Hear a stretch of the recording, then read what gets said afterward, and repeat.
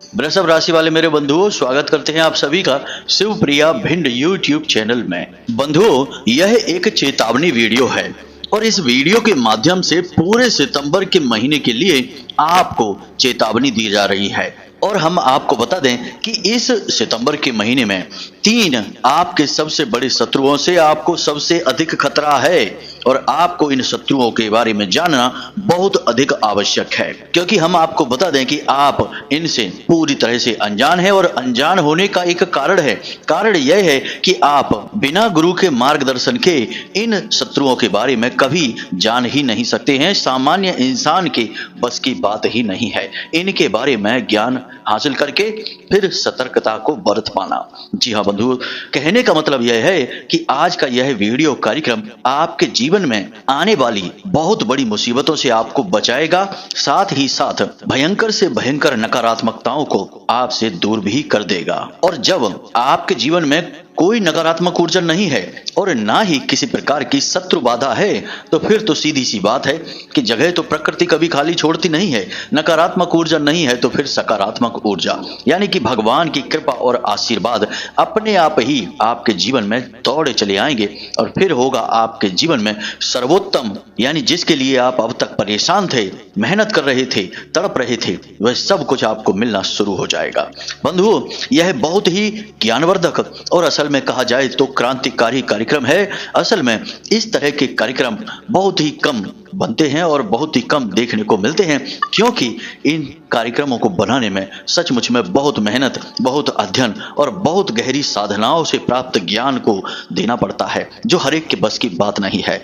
आप बेहद भाग्यशाली हैं जो समय रहते आज इस कार्यक्रम पर आए हैं। यह माता रानी की कृपा ही माने, उनका आशीर्वाद ही माने कि आपने इस कार्यक्रम को देखने को चुना है। यानी माता रानी स्वयं आपके जीवन से कष्ट को समाप्त करना चाहती हैं और इस सितंबर महीने के सर्वोत्तम लाभ आपको देना चाहती हैं। तो अब आपको पूरे धैर्य के साथ सच्चे मन से इस कार्यक्रम को अंत तक देखना है और हम आपको इस बात की गारंटी देते हैं, भरोसा दिलाते हैं कि आप 100% कुछ अद्भुत, कुछ अनोखा और कुछ विचित्र जानकर यहां से जाएंगे और उसके बाद हमें धन्यवाद भी अवश्य ही देंगे, क्योंकि हम आपके जीवन को बदलने के लिए सर्वोत्तम कदम उठाने जा रहे हैं। तो जयकारा बोलो माता रानी का, जगत माई महामाई मां भद्रकाली की जय बोलो और पूरे प्रेम और सच्चे भाव से माता रानी के सांचे दरबार की जय बोलो। बंधुओं, माता रानी को आभार भी व्यक्त अवश्य ही करना है। आपको कमेंट बॉक्स में एक बार नहीं 3 बार लिखना है, जय मां भद्रकाली कृपा करो। माता रानी आपके ऊपर निश्चित तौर पर कृपा करेंगी और आपके जीवन से हर एक कष्ट चुन चुन कर समाप्त कर देंगी। एक छोटी सी बात आपसे और कहनी है बंधु कि यदि आप इस चैनल कार्यक्रम पर पहली बार आए हैं तो आप इस चैनल को सब्सक्राइब अवश्य कर लें, क्योंकि हम दिन रात केवल और केवल आपके उद्धार के लिए, आपके जीवन में सुधार के लिए प्रयास करते हैं। और आप तो अच्छी तरह से जानते ही हैं कि हम जो भी कार्य कर रहे हैं वह केवल और केवल माता रानी की प्रेरणा से, उनकी अनुभूति और आशीर्वाद से ही हो रहा है और सारा का सारा कार्य हम माता रानी की सेवा में ही समर्पित करते हैं। यानी कि सब कुछ यहाँ पर शुद्ध है, सत्य है और पूर्ण रूप से सकारात्मक है। तो बस जल्दी से आप चैनल को सब्सक्राइब करिए, माता रानी के और हमारे इस दिव्य परिवार के सदस्य बन जाइए और अपने जीवन में बड़े से बड़े लाभ उठाइए, जीवन में तरक्की करिए और आगे बढ़ जाइए। तो चलिए बंधुओं, जल्दी से चैनल को सब्सक्राइब करिए, फिर आगे बढ़ते हैं। तो बंधुओं, अब ध्यान से सुनिए, यह जो सितंबर का महीना है यह आपके जीवन में बड़े बदलाव लेकर आने वाला है। कुछ नकारात्मकताएं इस महीने में अवश्य हैं, लेकिन इस महीने में कुछ बहुत ही अच्छी बातें भी हैं जो आपके जीवन में ठोस और बड़े बदलाव लेकर आएंगी। मतलब कि कोई एक ऐसी बड़ी समस्या आपके जीवन में लंबे समय से चल रही थी जिसका समाधान आप निकाल नहीं पा रहे थे, लेकिन किसी की मदद से इस महीने में आपको उस समस्या से मुक्ति प्राप्त होगी। जी हाँ बंधु, अब यह कर्जे की समस्या हो सकती है, काम धंधे व्यापार से जुड़ी समस्या हो सकती है, किसी प्रकार के रिश्ते नाते की समस्या हो सकती है। तो कहने का मतलब यह है कि लंबे समय से आप जिस खुशी की तलाश में थे, जिन सुखों के पलों की तलाश में थे, वे सुख के पल आपको इस सितंबर के महीने में मिलेंगे। या फिर ऐसी भूमिका जरूर बन जाएगी कि इसके बाद आने वाले समय में आपके जीवन में अच्छा समय आएगा, सुख के पल आएंगे। लेकिन अब एक बात यहाँ पर ध्यान देने वाली अवश्य है। जैसे दिन के साथ हमेशा रात होती है, सिक्के के दो पहलू होते हैं, उसी प्रकार जीवन में नकारात्मकता भी सकारात्मकता के साथ साथ ही चलती है। अब यह हम क्यों कह रहे हैं, जरा इसे ध्यान से समझिए। जिस प्रकार इस सितंबर के महीने में आपके जीवन में बदलाव आएंगे, हम सकारात्मक बदलावों की बात कर रहे हैं। रुपए पैसे से जुड़ी समस्याएं यदि आपके जीवन में हैं, दूर होने लगेंगी, पैसे का आगमन होने लगेगा। काम धंधे व्यापार की समस्या थी, यानी जिनकी नौकरी नहीं लग पा रही थी, उन्हें अच्छी खबरें मिलेंगी, नौकरी भी लग सकती है। साथ ही साथ यदि रिश्ते नातों में भी उथल पुथल मची हुई थी तो वह भी समाप्त होने लगेगी, वहां भी शांति और सुकून कायम हो जाएगी। तो अब जब आपके जीवन में तरह तरह की खुशियों का आगमन धीमे धीमे होने लगेगा, तो उन्हीं के साथ साथ नकारात्मक ऊर्जाएं भी आएंगी, यानी कि उनके पीछे ही दुख और तकलीफ भी खड़े हैं। और आपके साथ यह अक्सर होता है कि जब भी आपके जीवन में खुशियों की शुरुआत होती है, आप उन खुशियों का ठीक से आनंद भी नहीं ले पाते हैं। अचानक से किसी की नजर लग जाती है और उस नजर का प्रभाव यह होता है कि आपके हाथों में आई हुई खुशियां मुट्ठी में रेत के समान फिसलती चली जाती हैं और अंत में आपके हाथ में कुछ भी नहीं बचता है सिवाय दुख और तकलीफों के, और केवल यह विचार करते रहने के कि आखिर आपकी गलती क्या है, क्यों आपको केवल और केवल दुख मिलते हैं, क्यों खुशियों के पल आपके जीवन में ठहरते ही नहीं हैं। तो बस आज का यह कार्यक्रम केवल इसी विषय पर है। और ऐसा क्यों होता है, क्यों आपके जीवन से खुशियां फिसल जाती हैं? वे खुशियां फिसलने का मुख्य कारण है ये 3 सबसे बड़े शत्रु। और इस महीने में भी ये 3 आपके सबसे बड़े शत्रु हैं जो आपके जीवन की हर एक खुशी को निगलने के लिए तैयार बैठे हैं। तो अब आपको सारी बातें ध्यान से समझनी है।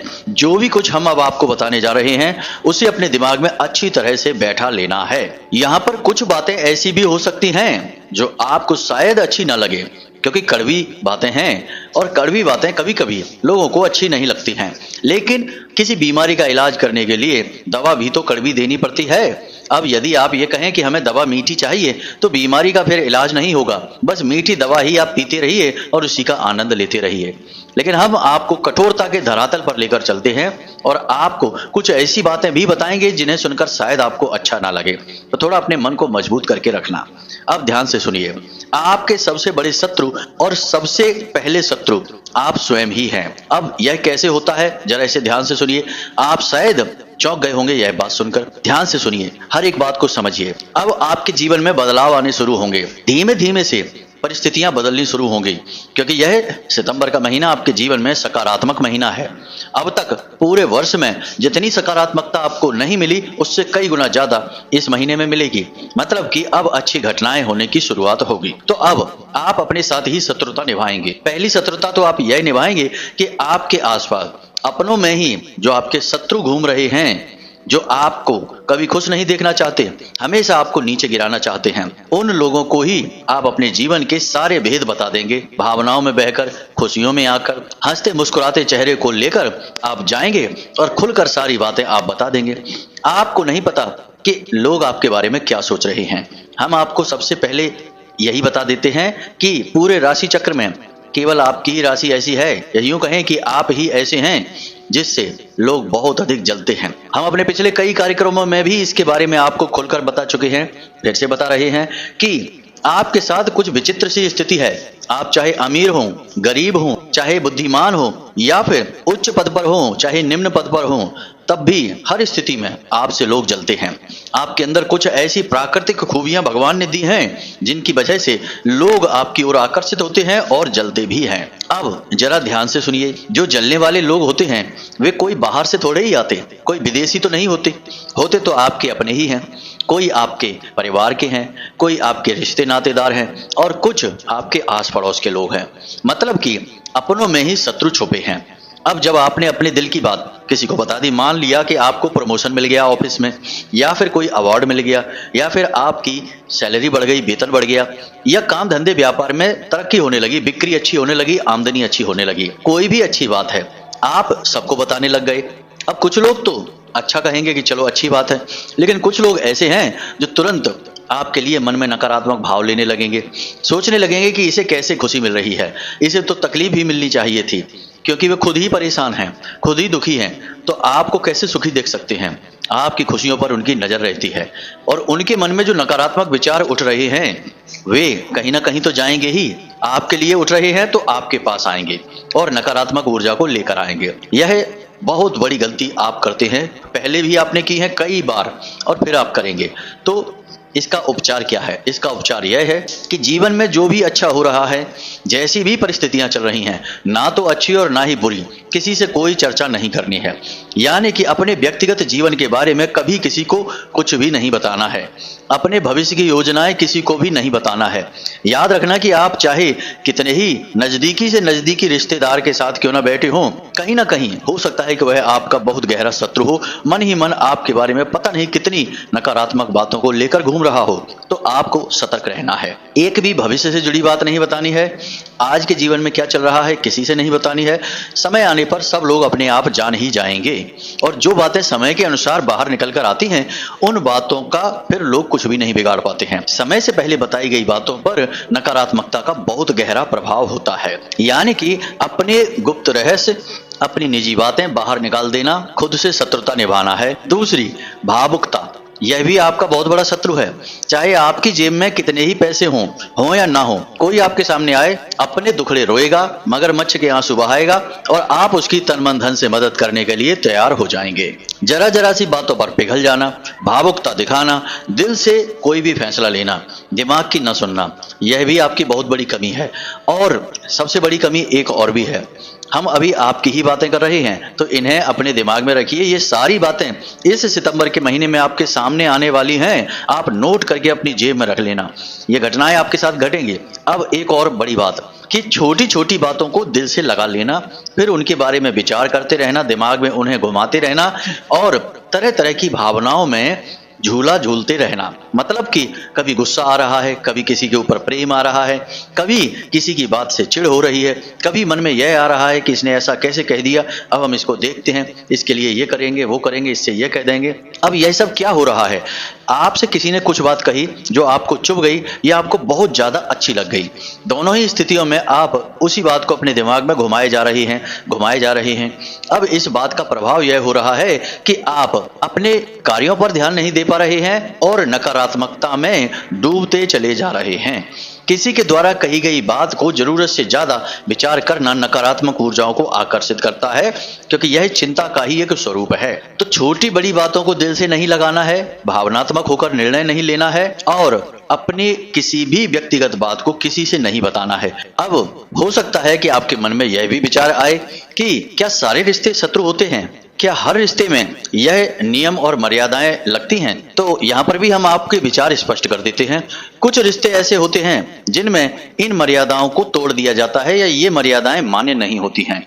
जैसे माता पिता का रिश्ता, जैसे भाई बहन का रिश्ता, जैसे पति पत्नी का रिश्ता, जैसे हमारे परम मित्र का रिश्ता। जी हाँ बंधुओं, इन रिश्तों में यह मर्यादाएं नहीं लगती हैं, लेकिन यहाँ पर भी आपको अपनी बुद्धि पूरी तरह से लगानी होगी, क्योंकि यह कलयुग है और इस कलयुग में कभी कभी भाई ही सबसे बड़ा शत्रु बनता है। कभी कभी माँ बाप भी अपने बच्चों के साथ सही न्याय नहीं कर पाते हैं, क्योंकि भावनाओं में बह जाते हैं और किसी एक बच्चे के साथ अन्याय कर बैठते हैं। तो अब यहाँ पर भी आपको अपने बौद्धिक बल का प्रदर्शन करना होगा और निर्णय लेना होगा कि इनमें भी यह मर्यादा लगती है या नहीं। जी हाँ बंधु, अब हम दूसरे शत्रु के बारे में बात कर रहे हैं। यह भी सीधे आपसे जुड़ा हुआ है। अभी यहाँ पर आपकी ही व्यक्तिगत बातें हो रही हैं, तो आपसे जुड़ी हुई बातें ही बताई जाएंगी, तो ध्यान से सुनिए। अब चूंकि शनि देव बकरी चाल में है, अपनी स्वराशि में ही, और सूर्य के साथ समसप्तक योग का निर्माण भी कर रहे हैं और यहाँ केतु और शुक्र की भी युति बनी हुई है साथ ही साथ। तो अब इन दोनों ग्रह योगों का आपके ऊपर कुछ इस प्रकार का प्रभाव रहेगा कि आपके मन में कुछ नकारात्मक भावनाएं हमेशा उठती रहेंगी। बेशक आपके जीवन में खुशियां आएंगी, आपको सब कुछ मिलना शुरू हो जाएगा, तब भी आपका मन खिन्न रहेगा, उदास रहेगा, काम में मन नहीं लगेगा और सबसे बड़ी बात कि भगवान की पूजा पाठ में भी आपका मन नहीं लगेगा। आप करेंगे भी पूजा पाठ तो उतनी रुचि के साथ नहीं करेंगे, यानी भाव विहीन पूजा होगी और यह बहुत ही खराब क्रिया होती है। भाव विहीन पूजा भगवान कभी स्वीकार नहीं करते हैं, लेकिन क्रिया तो की जा रही है। अब उस क्रिया को भूत प्रेत निशाचर नकारात्मक ऊर्जाएं अवशोषित कर लेती हैं। भगवान ने तो नहीं ली तो कौन लेगा, कोई तो लेगा ही, तो भूत प्रेत ले जाते हैं। जी हाँ बंधु, हम जो बातें आपको बता रहे हैं वे पूर्ण रूप से शास्त्रवत हैं। इसलिए अब यहाँ पर ध्यान देने योग्य बातें यह हैं कि आपको अपने मन पर नियंत्रण रखना होगा। जरा जरा सी बातों पर क्रोध नहीं करना है और नकारात्मक विचारों को हवा नहीं देनी है। नकारात्मक विचार आपके दिमाग में बहुत अधिक आएंगे। जी हाँ बंधु, हर विषय पर आएंगे। काम धंधे व्यापार से जुड़े हुए होंगे, रिश्ते नातों से जुड़े हुए होंगे, आपके स्वयं के जीवन से जुड़े हुए होंगे। आपको यह लगता रहेगा कि अब जीवन में कुछ भी अच्छा नहीं हो सकता है। आपका जन्म आपको तकलीफें प्राप्त करने के लिए ही मिला है। हमेशा आप दुखी ही रहने वाले हैं, कुछ भी अच्छा हो नहीं सकता है। देवी देवताओं की पूजा पाठ करके भी कुछ भी नहीं होने वाला है। केवल और केवल कष्ट ही जीवन में लिखे हुए हैं और उन्हें ही भोगना है। ये नकारात्मक विचार आपके मन में लगातार उठते रहेंगे। कुछ परिस्थितियां ऐसी भी बनेंगी कि आप रात्रि में सोने के लिए जाएंगे, लेकिन विचारों की अधिकता की वजह से आप सो नहीं पाएंगे तो अपने कार्य पर भी फोकस नहीं कर पाएंगे। आपके कामकाज पर भी इसका प्रभाव पड़ेगा, रिश्ते नातों पर तो पड़ेगा ही पड़ेगा। और शुक्र और केतु की युति जो है वह आपके जीवन में कई प्रकार के व्यसन लेकर आएगी।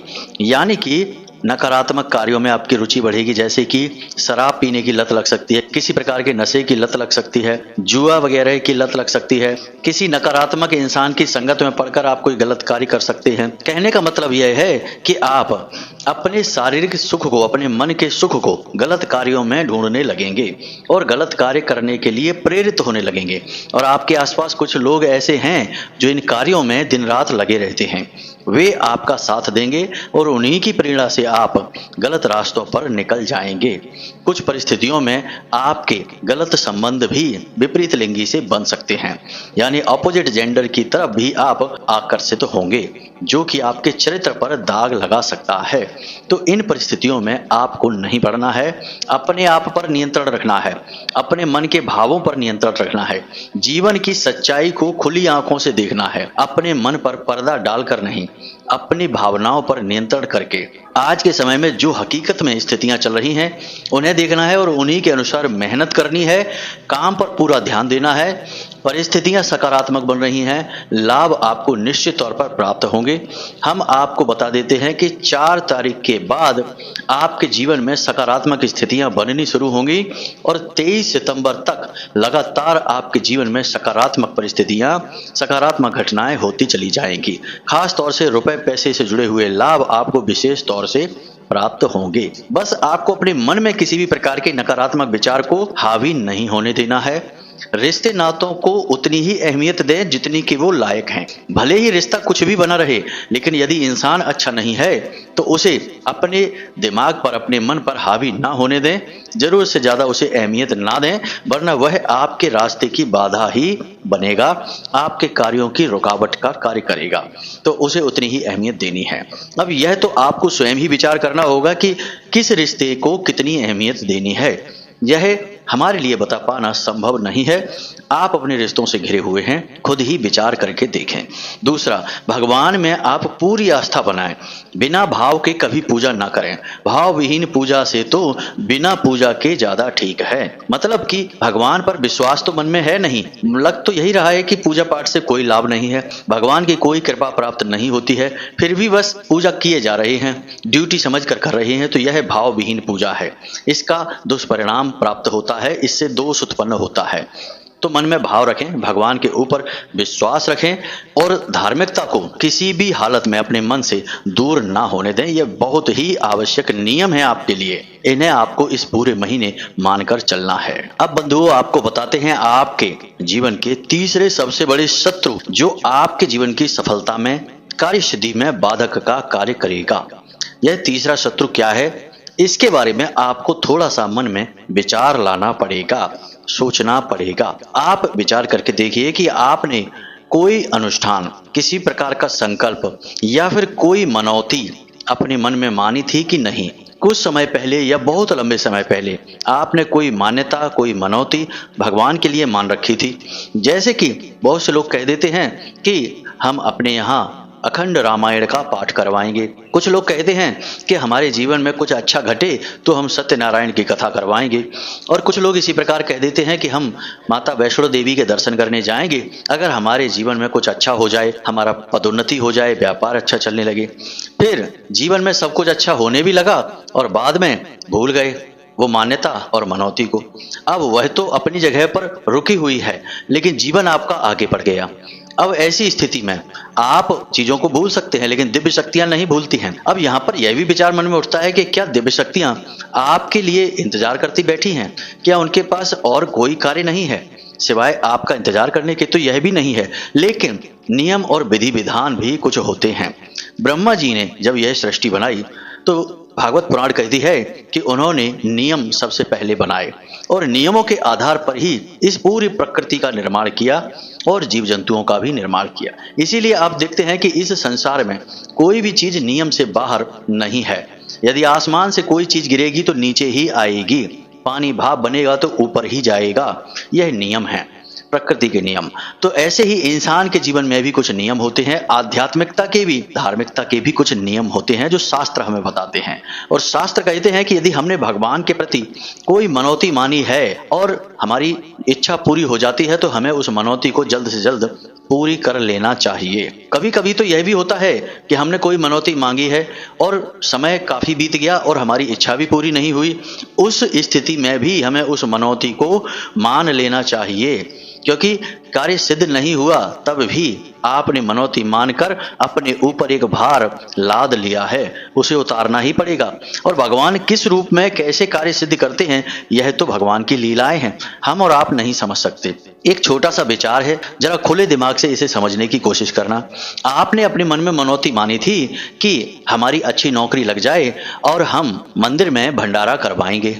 आपने यह मनौती मान ली, लेकिन हुआ कुछ ऐसा कि आपका भाग्य और आपके देवी देवताओं की कृपा या कुछ यूं कहें कि परिस्थितियां इस प्रकार की बनी कि नौकरी तो आपकी नहीं लगी, लेकिन आपने एक दुकान खोल ली और वह दुकान बहुत अच्छी चलने लगी और आपका काम बढ़िया चलने लगा। गाड़ी जीवन की आपकी पटरी पर आकर दौड़ने लगी। तो अब आपकी वह मनौती आपके हिसाब से तो अधूरी ही है, लेकिन प्रकृति के नियम और ईश्वरीय विधान के अनुसार तो पूरी हो चुकी है, क्योंकि आपने नौकरी मांगी थी लेकिन भगवान ने आपको दुकान दी, आपका व्यापार दिया और दोनों ही जगह से आपके जीवन में खुशहाली आई है। तो कायदे से देखा जाए तो आपकी मनौती पूरी नहीं हुई, लेकिन विधान अगर देखा जाए, प्रकृति का, भगवान का काम करने का तरीका देखा जाए तो आपकी मनौती पूरी हो चुकी है। अब यह तो एक छोटा सा उदाहरण है, बातें और भी बहुत सारी हो सकती हैं, समझाई जा सकती हैं। आप अपने विवेक से इन चीजों का अनुमान लगाइए। किस प्रकार से भगवान कार्य करते हैं यह मानव के बस की बात नहीं कि समझ ले। भगवान के कार्यों को लीलाएं कहा जाता है और लीलाएं समझ पाना संभव नहीं है हम जैसे तुच्छ इंसानों के लिए। तो बस हमने अगर कोई मनौती मानी है तो समझ लीजिए कि भगवान आपसे वह पूजा, वह मनौती, वह इच्छा कामना खुद मांग रहे हैं, तभी तो आपके मन में इच्छा आई। अब आपको उसे पूरी करनी है। भगवान आपकी इच्छा पूरी कर रहे हैं या नहीं कर रहे हैं यह एक अलग विषय है। इसीलिए कहा जाता है कि जीवन में कोई भी धार्मिक कार्य बिना गुरु से, बिना अच्छे विद्वान पंडित की आज्ञा से और सलाह से नहीं करना चाहिए। यहाँ तक कि कोई मान्यता और मनौती भी बिना गुरु आज्ञा के नहीं माननी चाहिए, क्योंकि गुरु आध्यात्मिक होते हैं, उन्हें ज्यादा ज्ञान होता है शास्त्रों का, आध्यात्म का। सामान्य इंसान को इन बातों का अधिक ज्ञान नहीं होता।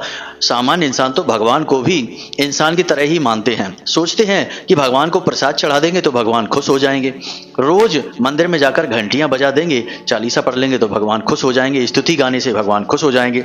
और इधर चाहे भले ही दिन भर लोगों को अपने काम धंधे व्यापार में ठगते रहें, तमाम तरीके की बातें करके उनसे पैसे लूटते रहें और गरीबों को सताते रहें, उनकी चीजें हड़पते रहें, और उधर भगवान के पास जाकर चालीसा पढ़ देंगे तो भगवान खुश हो जाएंगे, क्योंकि भगवान को भी इंसान की तरह मान रखा है। सोचते हैं कि भगवान को भी हम सिर्फ बातों से प्रसन्न कर लेंगे, लेकिन भूल जाते हैं कि भगवान कौन है।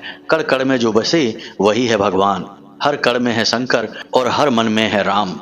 जी हाँ बंधुओं, तो इसे नहीं भूलना चाहिए। भगवान को, धर्म को, अध्यात्म को हल्के में नहीं लेना चाहिए। तो अब अपनी इस मनौती के बारे में विचार करिए। यदि आपकी कोई मनौती अधूरी है तो उसे तुरंत पूरा कर दीजिए समय निकालकर। भले ही आप अपनी हैसियत के अनुसार छोटे मोटे तौर पर ही करें, लेकिन पूरा जरूर कर दें। वरना होगा यह है कि आपके जीवन में खुशियां तो आएंगी, लेकिन दरवाजे से ही लौट जाएंगी। कारण इसका यह बनेगा कि आपके ऊपर दोष उत्पन्न हो चुका है, और यह दोष ऐसा है कि साधारण तौर पर लोग इसके बारे में सोच भी नहीं पाते हैं। इसीलिए हमने आपसे कहा था कि जो बातें हम आपको अब बताने जा रहे हैं, उन्हें कोई गुरु ही किसी शिष्य को बता सकता है, कोई आध्यात्मिक व्यक्ति ही किसी को बता सकता है। साधारण इंसान के बस की बात नहीं है इन बातों की गहराइयों को समझ पाना। अब जो लोग धार्मिक हैं, भगवान में आस्था और विश्वास रखते हैं, जीवन को सात्विकता के साथ जीते हैं, उनके लिए तो आज का यह वीडियो ज्ञान का खजाना है। लेकिन वे मूर्ख जो जीवन को केवल भोग विलास और सुख सुविधा की जगह समझते हैं, हमेशा बस जल्दबाजी में रहते हैं और जल्दी जल्दी सब कुछ हासिल करके मजे लूटना चाहते हैं, ऐसे लोगों के लिए यह वीडियो कोरी बकवास होगा। यहाँ तक हमने आपको सारी बातें समझा दी हैं। इन बातों को आप अपने दिमाग में रखना। समय आने पर इस सितंबर के महीने में ये बातें आपके सामने आने वाली हैं, तब जैसा हमने आपको बताया बिल्कुल वैसा ही व्यवहार करना। आपके जीवन में कोई रुकावट आएगी नहीं। जो आपके हक का है वह आपको इस महीने में मिल जाएगा। इसी के साथ साथ अब हम आपको बताते हैं दो बहुत ही शक्तिशाली उपाय जो आपको इस पूरे महीने करने हैं। अगर आप प्रतिदिन नहीं कर सकते तो शनिवार के दिन अवश्य किया करें। शनिवार के दिन आपको 2 मुट्ठी आटा लेना है, 1 मुट्ठी शक्कर लेनी है, दोनों को मिला लेना है और उसे किसी ऐसे एकांत स्थान में ले जाना है जहां कोई बड़ा पेड़ हो और उसके आसपास चींटियां हो या कीड़े मकोड़े हों, और वहां पर जाकर आपको यह आटा डाल देना है। प्रति शनिवार आप इस उपाय को अवश्य करें। इसी के साथ साथ शनिवार के दिन आप मंदिर अवश्य जाएं। मंदिर कोई भी हो सकता है, भोले बाबा का हो, हनुमान जी का हो, माता रानी का हो, कोई भी मंदिर हो, आप वहां अवश्य जाएं और कुछ खाने का सामान मंदिर लेकर जाएं। मंदिर के बाहर कुछ ना कुछ जरूरतमंद लोग बैठे रहते हैं। कुछ लोग उन्हें भिखारी कहते हैं, लेकिन हम भिखारी नहीं कहते। हमारे अनुसार वे जरूरतमंद लोग हैं, भगवान ने उन्हें ऐसा ही बनाया है। तो आपको उन्हें जाकर भोजन कराना है। आप कुछ नहीं तो 2-2 समोसे ले जा सकते हैं, 4-5 प्लेटें लगवा कर ले जाइए और उन्हें खाने के लिए दे दीजिए। प्रति शनिवार सुबह के समय आप इस कार्य को करिए। इन दोनों उपायों को करने से भगवान बहुत अधिक प्रसन्न होते हैं और विशेष तौर से जीवन की हर नकारात्मकता को काट देते हैं। बहुत ही शक्तिशाली उपाय हैं, इन्हें आप अवश्य करना। और जब आप भिखारियों को दान कर रहे हो यानी अन्न दान कर रहे हो, उस समय अपनी हैसियत और क्षमता के अनुसार उन्हें धन भी दान अवश्य दें। 10-10 रुपए दे सकते हैं, 5-5 का सिक्का दे सकते हैं, कुछ भी दे सकते हैं। यानी अन्न और धन का सर्वश्रेष्ठ दान होता है। प्राचीन काल में इसे राजा महाराजा भी किया करते थे। इसका महत्व बहुत बड़ा है। अब जो हमने आपको बातें बताई हैं, इन्हें गंभीरता से लेना और इस पूरे सितंबर के महीने इन बातों पर पूरी तरीके से कायम रहना, और फिर देखिए कि कैसे यह पूरा सितंबर का महीना आपके लिए क्रांतिकारी साबित होता है। उम्मीद करते हैं जो बातें हमने आपको बताई हैं वे आपको अच्छी तरह से समझ में आ गई हैं। फिर भी यदि कोई प्रश्न बनता है तो कमेंट करके पूछें या डिस्क्रिप्शन में दिए गए व्हाट्सएप नंबर पर मैसेज करके पूछ सकते हैं। इसी के साथ साथ आज के इस वीडियो को विराम देते हैं। हमेशा हंसते रहिए, मुस्कुराते रहिए, सकारात्मक रहिए और दिन में एक बार मंदिर अवश्य जाइए, क्योंकि आपका उद्धार वहीं से होना है। मिलते हैं अगले ज्ञानवर्धक कार्यक्रम में, तब तक के लिए धन्यवाद। जय माई की, जय मां भद्रकाली। माता रानी आपका कल्याण करें। धन्यवाद।